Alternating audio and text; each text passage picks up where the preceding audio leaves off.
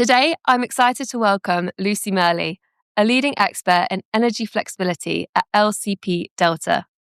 Lucy works across European markets, helping utilities, innovators, and policymakers understand how demand-side flexibility can unlock a smarter, more sustainable energy system. Welcome to Next Time Around, brought to you by Powerverse, the podcast where we take on the big questions of the green transition and explore how the world is changing for a cleaner, brighter future. We're your hosts, Lauren Forster and Richard Britton. And we'll be diving into the tech, the policies, and the big ideas that are reshaping industries and people's lives. Whether it's cutting-edge technology or shifting priorities, we're here to figure out what it all means for you and the world that we're building for tomorrow. So get ready as we take a fresh look at how changes today are laying the groundwork for a better next time around. Lucy, welcome to Next Time Around. Thank you for coming on. Thank you very much for having me. Perfect. So it is actually just me in the hot seat today. Obviously, Richard unfortunately can't be with us today. So looking forward to having this conversation with you. Very much. I could talk about flex for weeks. So it's great to be on the podcast and sort of start understanding how we can sort of move flex into actionable business models, actionable propositions, get the customers involved and start doing it really. Yeah, definitely. Well, looking forward to hearing what you have to say. But if we wind it back to kind of the start and say, how did you get into this space and what brought you on this journey? So I must admit, I sort of stumbled across it about 7 or 8 years ago. I worked on projects looking at local energy systems. So this is within the context, this is all with LCP Delta or Delta EE as it was at the time. And back then, flexibility was quite marginalized. It was very much big flexibility. It was system flexibility. And it's been quite nice over sort of the 7-8 years to look at flexibility move from big flexibility, big batteries, grid scale, to now being able to have this conversation on electric vehicles or heat pumps or that domestic scale flexibility. So I guess I'm lucky to say that my career, I've been able to watch flexibility develop. Sounds a bit melodramatic, but almost watch it go from this niche area where it was very much, is flexibility going to be a thing at the residential scale, to now saying, well, it very much is. How do we commercialize it? And I think that will probably be the next 10 years of my career, looking at how do we monetize it? How do we get consumers involved? How do people like yourselves fit into the ecosystem of flexibility? Yeah, definitely. I think, it's right at the forefront of everything now. So an exciting time to be in your role. Very much so. Before we dive into kind of the thick of the conversation, I think it'd be really great for our listeners to know kind of what grid flexibility is and why it really matters. Good question. So in a nutshell, what is grid flexibility? If you boil it down, it's shifting your consumption based on a price signal. There's many different price signals that you could be shifting on, but fundamentally it's just shifting consumption from one time period to the other. You could be doing that over quite a long time, so hours, or you could be doing it very, very, very quickly, sort of sub-seconds. But ultimately it's shifting based on a price signal. What would the benefits be for customers in terms of if you wanted to access flexibility? Like how does it impact them? Again, I think that's a really important factor because as energy nerds, we can get all into the market side. But from a customer perspective, the single biggest benefit is cost savings. So they can alter their consumption based on, sometimes it's a price signal from the market, or it could just be a price signal from the service provider. And the service provider has translated essentially the market signal, but they get cost savings. Yeah. There are other benefits that consumers can get in terms of sort of rewards or bonuses or other sort of gamifications. But if you boil it down, consumers want to save money. They might not even realize they're saving money from flexibility because the mass market doesn't really care as much as that sounds bad.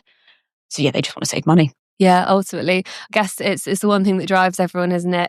Saving on your bills and then obviously hoping to reduce carbon at the same time, right? As a nice to have. And then I guess we've obviously looked at that from kind of the consumer, the homeowner perspective.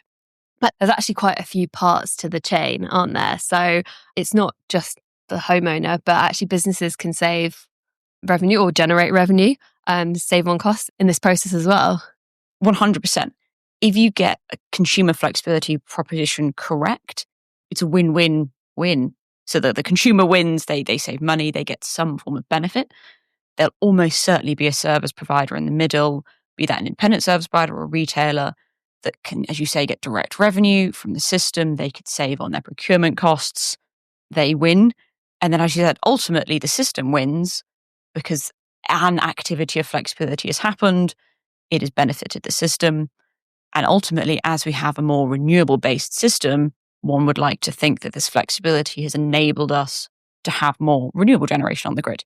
So if done correctly, if all the cards line up, there isn't really a loser in this scenario. Yeah, fantastic. I love that. I love the win-win-win. It's a no-brainer then. And I think if we think about flexibility kind of in a full picture, it's actually quite silent, isn't it? Like it's all automated behind the scenes. It doesn't need to impact the day-to-day of kind of anybody. It can be, it's the software that's generating it. Yeah. Again, if the propositions are done correctly and are done to attract the mass market, the end consumer shouldn't really know. The idea is it's a proposition building, and chances are your proposition isn't going to be labeled really cool flex thing. It will be labeled just a tariff or an EV tariff. I think the idea now isn't to label everything flex because it's a bit sort of a scary sort of thing in the corner. But as you said, it should be seamless. The consumer should always get a benefit. But then the grid and the service provider should also benefit in the background as well. Definitely. So we're obviously, you mentioned it, in a big shift at the moment within the energy landscape in the way that it's produced, the way that it's used. What feels like the most exciting area for you right now? Kind of where's the most potential you see?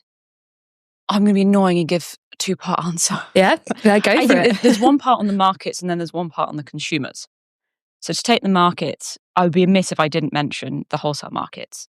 Both in GB is becoming open and accessible, but also looking at Europe, you've got France as a relatively open market, Sweden and the sort of other pockets of innovation.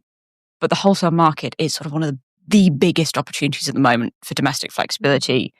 And I think EVs are right in that center of opportunity to monetize it. And even if we had this podcast a year ago, 18 months ago, I still don't think we could have said it then. It has moved so quickly, the wholesale market accessibility. So I think from the market side, that's one of the biggest opportunities. Second part of the answer is around that customer. Again, looking back at literally over like 12 months, putting the customer or getting into the customer's shoes, understanding what they want, how they access flexibility. I could talk about acronym bingos all day about this market, this charge point, that charge point. The customers don't actually care. Yeah. They just want a really easy, clear solution. And I think service providers are really starting to question how they do that. We're moving away from the really niche sort of periphery customers to how do we get mass market. And again, I think that is a really interesting area that we're exploring at the moment. Definitely. And you mentioned, obviously, there's been that big shift. So what were the drivers behind kind of moving the wholesale market forward? My favourite, it's not an acronym, it's a code modification.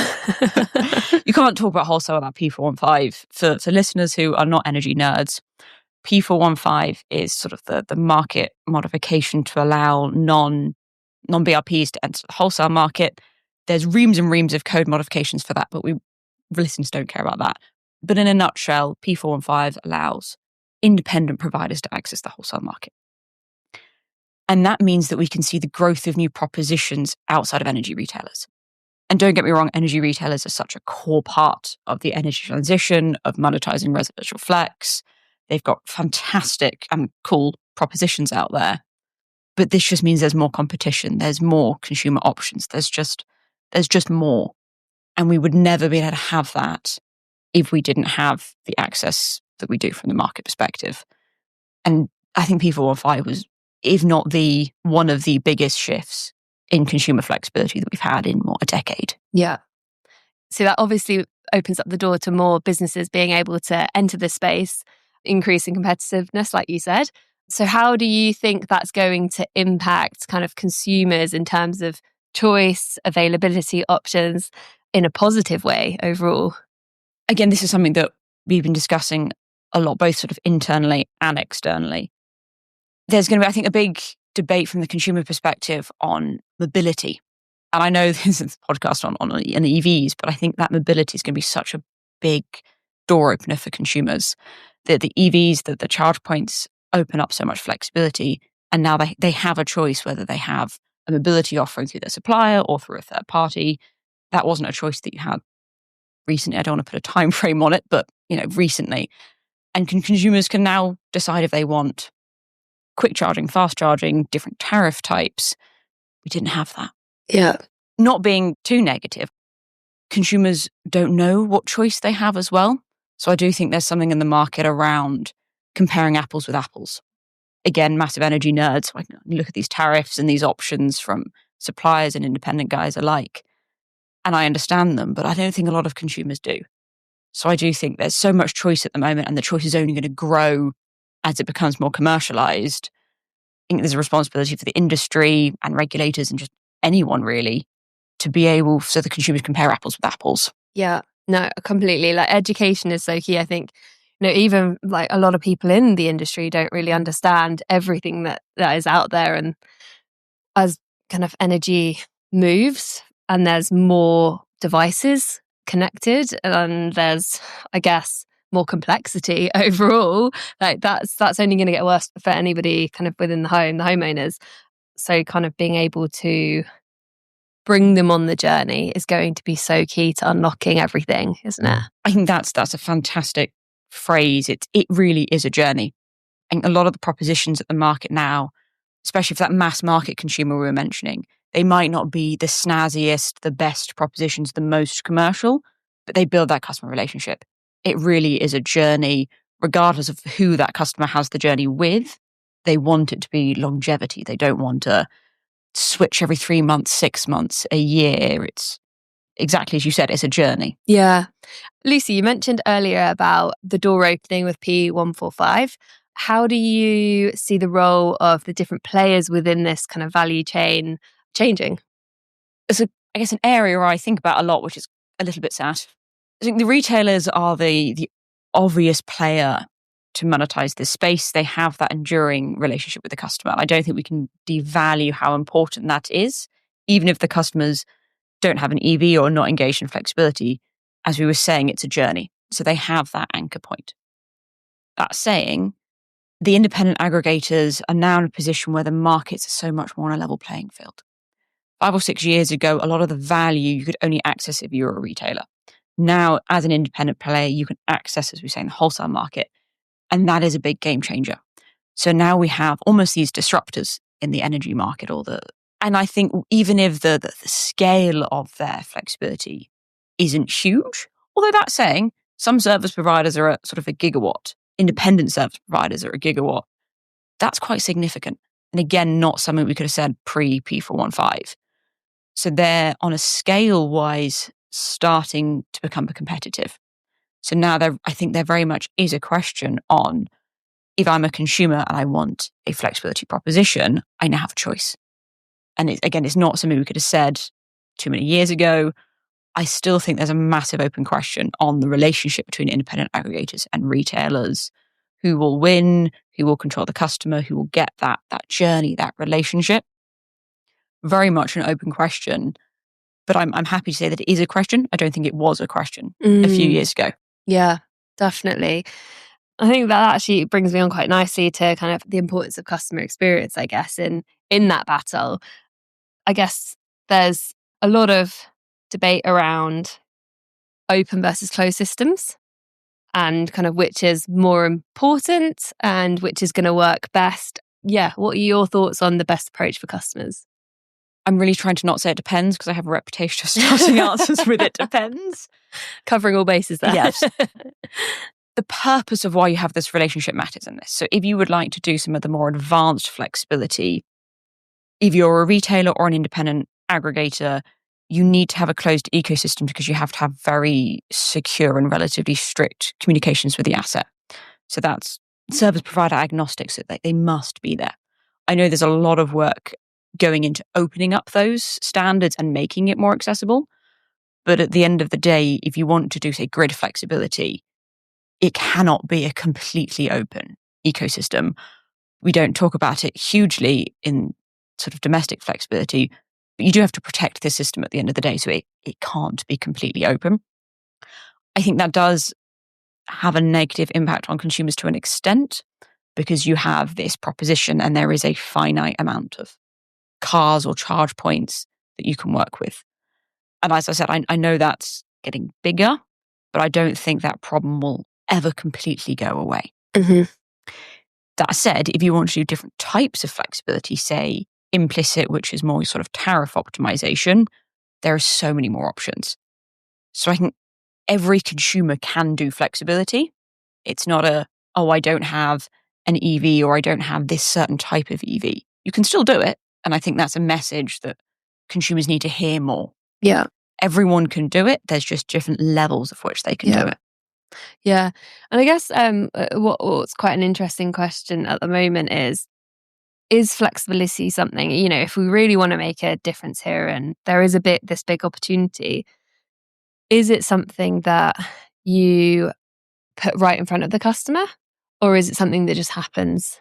Oh, good question. Yeah. So kind of, I don't know if there's a right answer here, but, if we really want to be able to stabilize the grid and really drive this forward, decarbonisation, EV adoption, etc., towards that electric future, yeah, it's a big one because opt-in and trust is going to be a huge thing. Yeah. Trust, again, is probably something we don't talk about enough when it comes to flexibility. Every proposition I've ever looked at, there is a metaphorical red button on an app or a system that gives the consumer complete control. But linking back to what we said earlier, that it has to be seamless. There's a balance or a seesaw between giving the consumer enough information, enough knowledge about what's happening to their asset, whilst also not bombarding with too much information and going, please click on this app to do this thing. There's got to be a balance. I think we're getting there. I have in the past sort of year seen a shift from sort of event-based flexibility to more sort of plug and forget, for want of a better phrase, flexibility. Yeah. And that, I think, it signals the shift between sort of the early adopters that are really engaged and they want all the information, they want apps, they want the data, to the people that just want to get home, plug their car in, go feed their kids, do whatever, and it magically be charged by 7 a.m. And they could have cycled it 2 or 3 times, helped the grid, helped whomever was doing it. Consumer needs to consent to that in theory, but not every single event. Yeah. Yeah, agree. Because if it becomes too much of a burden, then, it'll put people off. Very much so. We did some research, and obviously, as we mentioned before, cost saving was number one most important thing to consumers. But the second thing was convenience. It was actually, how can this be the most easy experience for me? It's not going to disrupt my day. I just want it to work. Very much so. Yeah. We're getting there, but I still think from a consumer perspective, it comes back to that trust, especially with flexibility. If one time the car or the asset isn't doing exactly what it thinks, it's maybe slightly less charged, the barrier for consumers to mistrust or untrust, it's not very good English, is quite high. Yeah. So we almost, I think, we're so early relatively in this journey that we do sort of have to get it right every single time, which is a lot of pressure for the likes of yourselves and anyone really that's got that customer relationship. You have to get it right. Yeah, absolutely. We always say it's customers' preferences first. Like, I must be charged by this point, and then flexibility second. Like, they can go hand in hand. But ultimately, if that car is not charged when they need to go to work or when they need to, take their kids to school, it is going to have a big disruption in their life. And we're going to lose their trust, and then they're not going to participate in anything that will benefit everybody in the future. So, yeah, trust is key. Then on the flip side, we're getting to the scale, we're getting to the gigawatts of flexibility that you can have a portfolio and you can go, these are the slightly more risk-averse customers, that we have less intrinsic flexibility. These are the ones that plug in for longer time. So we can now make portfolios that enable us to do more flex and still keep the customer happy. And that was hard when you only had a 3 or 4 megawatt portfolio. Yeah. Now, if we're starting getting gigawatts, it's going to significantly make it easier. So more flexibility with flexibility. Yes, I'm sure there's a pun in there somewhere. Yeah. Yeah, that sounds good. So Lucy, like if we're thinking about energy retailers, typically very large, well-established companies with very traditional business models, obviously flexibility is a new space, evolving. How do they move to capitalize on this opportunity? If they're lucky, quickly, but that's easier said than done. I don't think we've mentioned it yet, but we have this concept called a sort of a VPP value chain. And the idea is a bit like what we were saying, you've got the customer at one end, bunch of steps, and then you have the market. In order to move quickly, we're seeing a lot of partnerships, a lot of working with other players that can maybe move a bit quicker, especially in like the optimization space or the aggregation space, the connectivity that we mentioned earlier. So in order to move quicker than maybe sort of incumbents can typically, it's partnering with maybe the smaller companies that are a bit more agile. They've been brought up or they've been designed in the new energy space. So they don't have the legacy systems. They don't have fax machines to do their flexibility. They've been built out sort of pure software companies. So they have a more intrinsically agile business. So it's the sort of the bigger incumbents, I think, are looking either at the skills of the smaller guys or going, well, how can we work with them? How can we partner with them so that they can just move along quicker? Yeah, definitely. Yeah, that's great. That's a great answer. And then if we think about kind of this market, you mentioned it's changed quite a bit, obviously, over the last kind of year, 2 years. How do you see it evolving over the next 5, 10 years? I've been toying with the idea of sort of mobility as a service, but more so than just flexibility or sort of optimized charging, but select few either car OEMs or charge point OEMs actors around mobility becoming energy suppliers. And I do think it's quite far off. And I also think it's only really going to be in, say, GB France, maybe the Nordics. So it's not necessarily a European-wide thought piece for 5, 10 years. But I think the car has so much inherent flexibility. There may be a future where you go purchase your car at the car purchasing place, and they also sell you your electricity contract as well. And it's all bundled into mobility with your car. So you have a house contract, you have a car contract. But I only think that would work if it's bundled in with mobility. Because I don't think consumers, if you were to go to the street today and go, would you like 2 contracts? They'll say no. So it would very much have to be sold as mobility or mobility proposition, which is partly why I only think it will work with EVs. I don't necessarily think we'll see the same heating subcontracts, for example. I'm toying with I do think the car has so much value, both to the consumer and to the system. Separating that from your general household consumption could again benefit both the consumer and the system and all the service providers in the middle. Yeah, I mean, but bundling is, I think, something we agree with. I think that's going to be the future. And, even talking about the different players in the value chain, we think operators like BT and like telecommunications can come in and potentially own this journey. They're not excluded. They're already in the home. There's already an opportunity. They've got the contract. They've got kind of a box in the home. So how can they enter the energy space as big players? And it's about thinking about, I guess, the different opportunities for those who are already in the home as well. I think there's lots of parallels that flexibility, the energy transition can learn from the telecoms. Yes. They are distinctly different, but the journeys that they've been on, as you say, everyone has an internet box and no one really thinks about it. It's just there.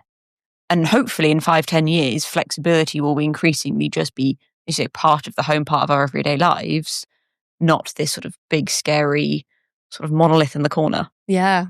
That everyone's trying to build and get there as quickly as they can at the moment. So in terms of, I know we touched on changing regulations and a bit earlier, we've also had a new one, kind of P483, that has recently kind of come into play. That's the half-hourly settlement one. Correct. Yeah. Yes. So how do you think that's going to kind of shift this landscape as well? It opens up flexibility to so many more consumers. So it's allowing sort of non-half-hourly settled to be part of these propositions. So as I said, P415 was such a big moment. But if you looked at all the possible consumers in GB that could access it, it was quite small, relatively. Still cool, but the numbers were quite small. the new sort of modifications that we're getting, we can see sort of the building blocks being removed, or sort of the barriers going to have mass market adoption. And if we want flexibility to be easy to have this journey, as we've been discussing, we need to remove those barriers. And this is one very good step in going towards it. Yeah, definitely. I think one of my pet peeves here is these names are not the most consumer friendly, are they? No, I mean, people at work joke that I just spew acronyms, and I try not to, but the flex world has so many, and they differ. If you look at Europe, they have the exact same thing with a slightly different acronym. Yeah, or a slightly different number. They're all numbers. Yeah. It's like going back to maths at school. It's like, it really is an alphabet soup. I think if we as the energy industry struggle with the alphabet soup, how on earth is the end consumer going to understand any of this? Yeah, exactly that. Yeah, making it more accessible and understandable is key. So we've mentioned previously around the importance of customer trust, and there is a balance that needs to be struck here in terms of customers having control and then the automation within their home. How do you think people kind of want that balance to evolve? Or maybe they're not even thinking about it yet. True. I think that is actually a fair point. Are consumers aware of what actually happens when a flexibility action happens? Potentially not. But I think as long as there's enough education, enough awareness, that's probably okay. But I do think you've touched upon an interesting point around the idea that someone's sort of in my home controlling my asset. Even though your car's maybe on your driveway, it's still it's your safe space. It's where you live. And I do think there is a trust element, as we were saying, around, am I going to have my car charged and someone's going to do something and I don't know about it? In the energy industry, that's a brand new concept. No one has ever said, can I control this or that? We've had, for the past sort of decade, heating controls, but it's always been very much control for within the home.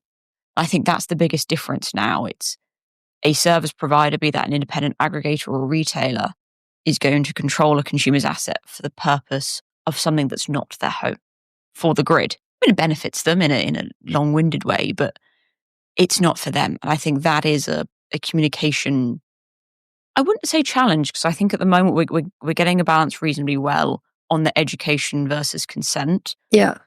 But it is a balance I don't think we've ever had to tread before.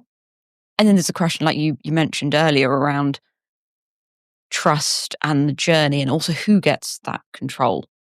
I think that's very much an open question. There's car OEMs, there's charge point OEMs, there's lots of people that would like to control that flexibility. And then you've got your retailer.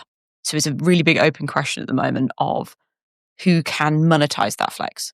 At the end of the day, only one entity can, and the consumer essentially has to pick one. Yeah.